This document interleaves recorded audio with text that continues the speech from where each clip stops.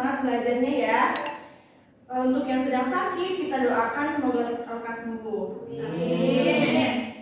Nah, anak-anak juga harus tetap semangat ya, apalagi di situasi pandemi saat ini. Kita harus jaga kesehatan, jangan telat makan, dan jangan lupa istirahat yang cukup. Harus menerapkan 5M. Apa saja itu? Mencuci tangan dengan sabun dan air mengalir. Yang kedua, memakai masker jika ingin keluar rumah. Yang ketiga, menjaga jarak. Yang keempat, menjauhi kerumunan. Dan yang kelima, membatasi mobilitas dan interaksi dengan orang lain. Baik anak-anak, dimohon untuk duduk yang tertib ya, di tempat duduknya masing-masing. Oke, sebelumnya kita memulai kegiatan pada pagi hari ini, kita berdoa terlebih dahulu ya. Berdoa dipimpin oleh ketua kelas. Silakan Yulia. Baik Bu, bersiap, berdoa dimulai. Doa selesai, memberi salam. Assalamualaikum warahmatullahi wabarakatuh. Baik, terima kasih Yulia. Selanjutnya Ibu akan memeriksa kehadiran kalian pada pagi hari ini. Untuk yang namanya Ibu panggil bisa langsung bilang hadir ya. Baik Bu. Yulia, Hadir Bu. Nida, Hadir Bu. Ega, Hadir Bu. Hilda, Hadir Ibu. Akil, Aulia, Hadir Ibu. Anissa. Hadir Ibu. Baik, karena sudah hadir semua, maka selanjutnya kita mendengarkan lagu kebangsaan Indonesia Raya dulu ya. Posisi tubuh siap dan tegap ya anak-anak. Kita dengarkan dengan hikmat. Nah, hari ini kita akan melanjutkan materi pembelajaran yang kemarin kita sudah bahas. Ada yang ingat kemarin kita bahas apa? Tentang percobaan cahaya Ibu. Betul sekali. Ada lagi? Bu, calon warna Bu. Betul sekali Aulia dan Nida. Jadi hari ini kita akan belajar mengenai tema 5. Belajar mengenai tema 5 subtema 2 pada pembelajaran 1 muatan pelajaran itu IPA, mengenai sifat-sifat cahaya dan keterkaitannya dengan indera penglihatan. Jadi tujuan pada pembelajaran kali ini yaitu setelah melakukan percobaan tentang cahaya dan cermin, siswa mampu menyimpulkan sifat-sifat cahaya dan hubungannya dengan penglihatan dengan benar. Yang kedua, setelah melakukan percobaan tentang cahaya dan cermin, siswa mampu menulis laporan tentang sifat cahaya dan hubungannya dengan penglihatan dengan terperinci dan benar. Bagaimana anak-anak, masih semangat? Masih Bu. Masih. Sepertinya masih ada yang belum semangat nih. Kita tepuk semangat dulu ya. Oke Bu. Seperti ini, tepuk semangat.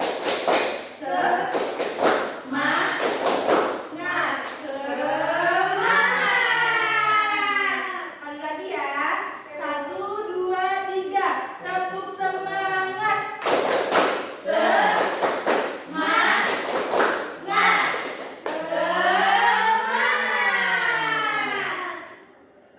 Baik, Ibu akan tampilkan PowerPoint. Nah, di sini udah tampil ya. Nah, kita akan melihat nih. Slide pertama.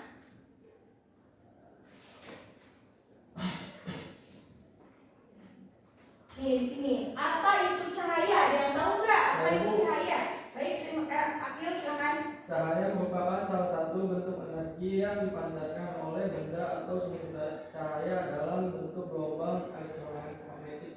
Betul. Ada lagi? Saya Bu. Cahaya merupakan pancaran elektromagnetik yang terlihat oleh mata telanjang manusia Ibu. Betul sekali Akil dan Anissa. Jadi, bisa kita lihat cahaya salah satu dari gelombang elektromagnetik sehingga dapat merambat dalam ruang hampa yang karena memiliki sifat-sifat tertentu yang menyebabkan kita dapat melihat berbagai benda serta keindahan alam yang beraneka warna. Nah, menurut Newton pada tahun 1942 sampai 1727, cahaya terdiri dari partikel-partikel ringan berukuran sangat kecil yang dipaparkan oleh sumbernya ke segala arah dengan kecepatan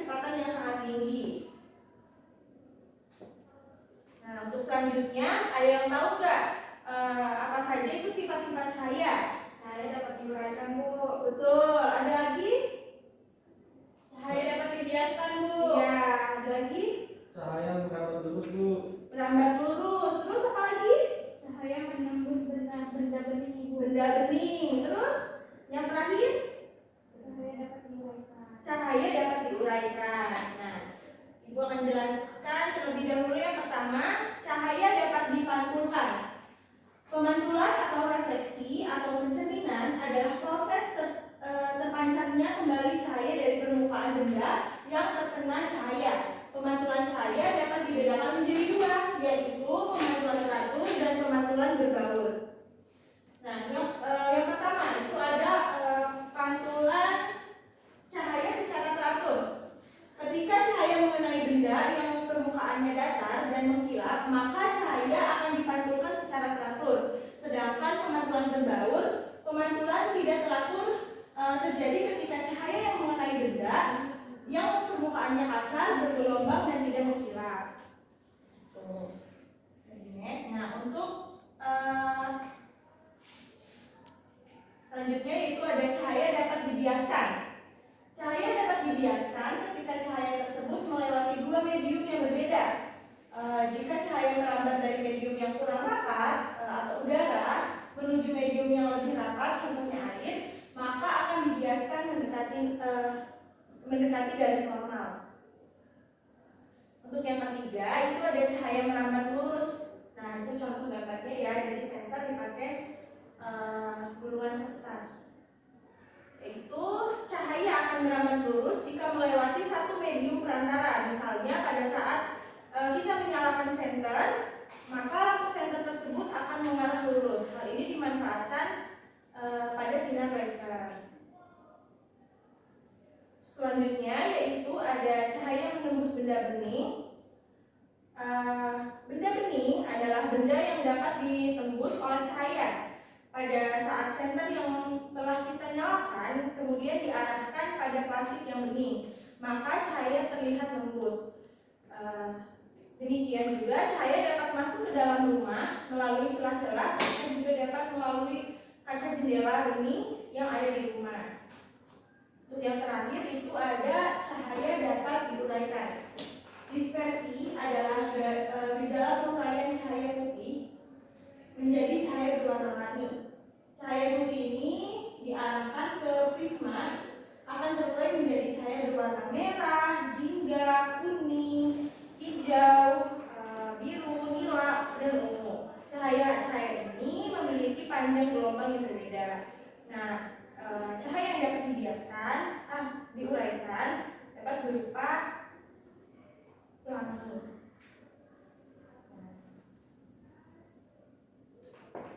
Untuk selanjutnya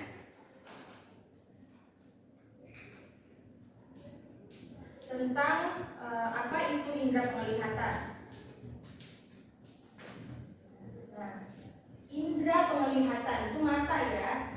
Indera penglihatan merupakan organ tubuh yang memiliki kemampuan untuk mengenali cahaya dan menerima gambar visual yang selanjutnya gambar visual tersebut dibawa ke otak dan ditafsirkan. Alat indera penglihatan manusia adalah mata. Indera penglihatan atau mata disebut juga fotoreseptor karena mata sangat peka terhadap rangsangan cahaya. Ini ada bagian-bagian mata. Yang pertama itu ada kornea mata, berfungsi untuk melindungi mata bagian dalam. Yang kedua ada iris, berfungsi untuk mengatur banyaknya cahaya yang masuk ke mata. Yang ketiga ada pupil atau celah atau lubang yang terdapat pada iris, berfungsi sebagai tempat masuknya cahaya. Nah, jika cahaya yang masuknya sedikit, pupil akan melebar. Jika cahaya yang masuknya banyak, maka pupil akan mengecil. Untuk yang keempat itu ada lensa mata, dapat berakomodasi. Jika melihat benda yang jauh, lensa mata akan memipik. Jika melihat benda dekat, maka lensa mata akan menebal. Dan yang kelima itu ada retina, merupakan tempat terbentuknya bayangan yang akan dikirim ke saraf.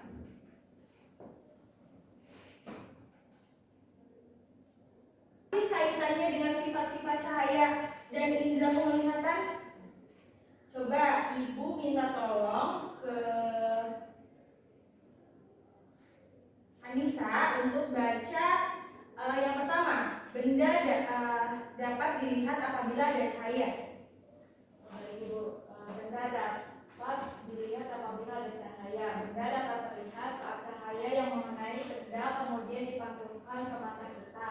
Benda yang berwarna terang atau mengkilat akan memantulkan cahaya lebih banyak. Cahaya masuk melalui mata bagian pupil. Lensa mata memfokuskan cahaya sehingga bayangan bisa jatuh tepat pada bintik kuning. Bayangan yang terjadi pada retina adalah nyata, terbalik, dan diperkecil. Bayangan disampaikan ke otak melalui saraf mata sehingga kita bisa melihat. Baik, terima kasih Anissa. Untuk selanjutnya, Ibu minta tolong Aulia untuk membacakan alat-alat optik membantu penglihatan.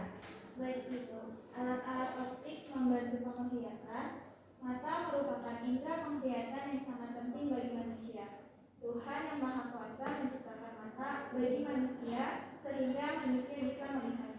Manusia memiliki sepasang mata berbentuk seperti bola dan terletak di dalam rongga mata. Baik, terima kasih Anissa dan Aulia.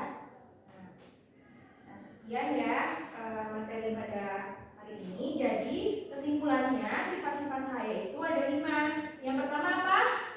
Cahaya dapat dipantulkan. Yang kedua, cahaya dapat dibiaskan. Yang ketiga, cahaya dapat merambat lurus. Yang keempat, cahaya menembus daging. Dan yang kelima, cahaya dapat diuraikan. Nah, selanjutnya Ibu akan menayangkan sebuah video tentang sifat-sifat cahaya dan keterkaitannya dengan indera penglihatan. Baik, kita saksikan video mengenai sifat-sifat cahaya dan keterkaitannya dengan indera penglihatan. Halo anak-anak, salam sehat dan salam sehat untuk kita semua. Hari ini kita akan belajar tentang sifat-sifat cahaya dan keterkaitannya dengan indera penglihatan. Nah, silahkan kalian bisa ulang kalian dan kalian bisa catat hal-hal yang penting dalam materi hari ini. Kita langsung saja mengenai sifat-sifat cahaya. Di antaranya adalah cahaya infraroid, cahaya menembus daging, cahaya dapat dipantulkan, cahaya dapat dibiaskan, dan cahaya dapat diuraikan. Kita akan bahas satu persatu. Kita mulai dari yang pertama, yaitu cahaya merambat lurus. Cahaya akan merambat lurus jika melewati satu medium perantara. Nah, contohnya adalah ketika kalian bukan shutter. Nah, satu medium itu adalah satu pintu yang memancarkan cahaya. Maka itu akan cahayanya akan merambat lurus.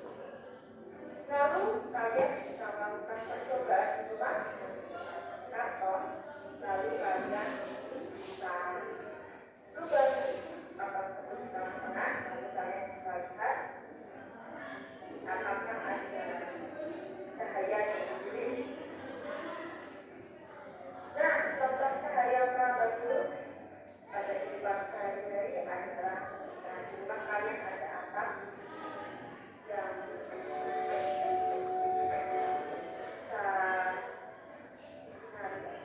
atau bisa dimasuki oleh cahaya matahari, maka cahaya matahari itu akan merambat lurus.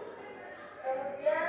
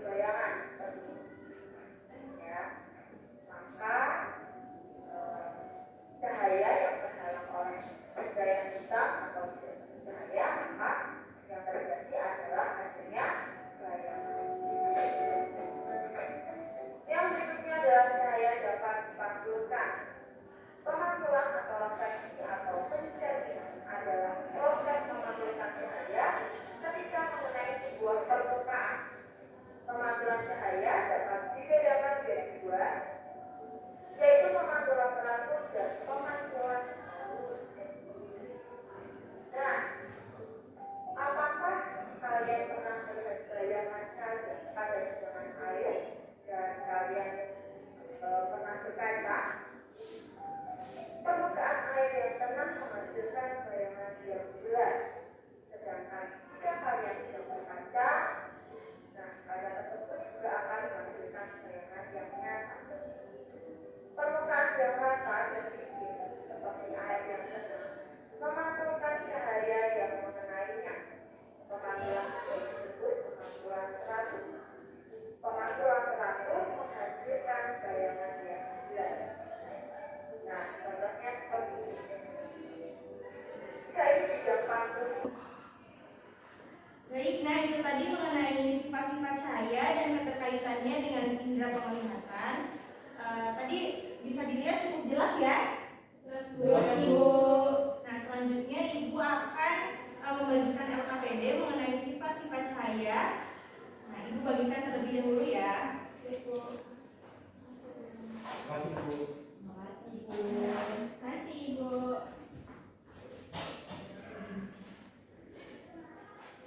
Nah, bisa dilihat di LKPD-nya ya.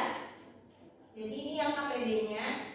Nanti kalian tulis anggota kelompok. Oh iya, Ibu akan bagi kelompok.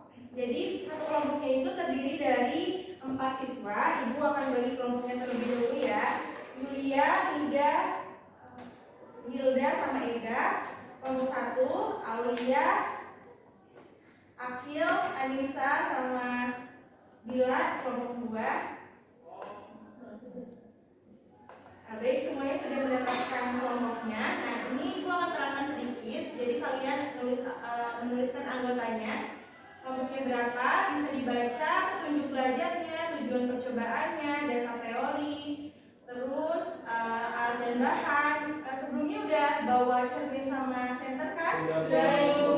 Nah, iya. Ini kita akan praktek mengenai percobaan berkomunikasi menggunakan cahaya dan cermin. Bisa dilihat juga ada langkah-langkah percobaannya dan lembar pengamatan. Nah, di sini ada laporan kegiatan percobaan yang perlu kalian isi. Nanti diisi ya.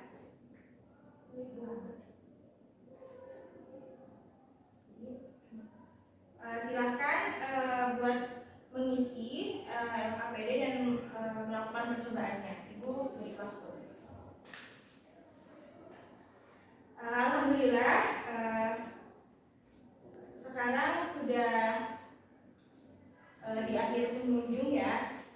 Jadi bagaimana nih pembelajaran kita hari ini? Senang Bu. Alhamdulillah. Bagian apa yang kalian suka nih materinya? Dipantulkan, dibiaskan, lagi merambat lurus, terus diuraikan, banyak ya. Nah, baik, karena waktu belajarnya sudah habis, maka Ibu tutup pembelajaran pada pagi hari ini. Terima kasih semua karena kalian sudah memperhatikan dan aktif dalam pembelajaran pada pagi hari ini. Mudah-mudahan apa yang kita pelajari hari ini dapat bermanfaat, khususnya bagi Ibu dan khususnya buat anak-anak semuanya. Jangan lupa untuk mengerjakan tugas evaluasi yang sudah Ibu berikan beserta LKPD yang belum kalian kerjakan, masih ada yang kurang, mohon dikerjakan. Jadi nanti kemudian evaluasi sama LKPD-nya diserahkan ke Ibu, dikumpulkan beserta dokumentasi kegiatannya. Sebelum mengakhiri kegiatan pada pagi hari ini, boleh Yulia untuk pimpin teman-temannya berdoa lagi. Baik, Bu. Siap. Berdoa dimulai. Bismillahirrahmanirrahim. Wal asri innal insana lafi khusri illa alladziina aamanu wa 'amilus shalihati wa tawassaw bil haqqi wa tawassaw bis sabri. Sadaqallahul adzim. Memberi